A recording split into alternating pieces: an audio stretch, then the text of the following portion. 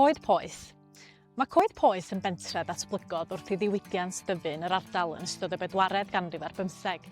Cyn hynny, mi oedd y lle wedi rannu'n bentrefi diwydiannol llai, sydd wedi hen gael ei llyncu gen goed poeth erbyn hyn.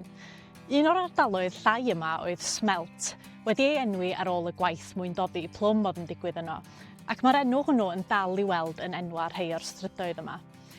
Dafliad carreg o fan hyn oedd y gweithfeydd mawr, pwll glo y bers, gwaith heiar yn brymbo a gwaith plwm y mwynglawdd.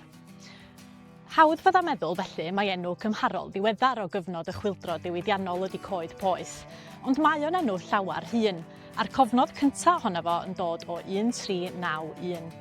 Mae poeth yn fama yn golygu wedi llosgi, ac felly mae'n reit bosib fod yr ardal yma wedi cael ei chlirio drwy losgi'r coed i lawr mwyn gwneud lle ar gyfer cloddio.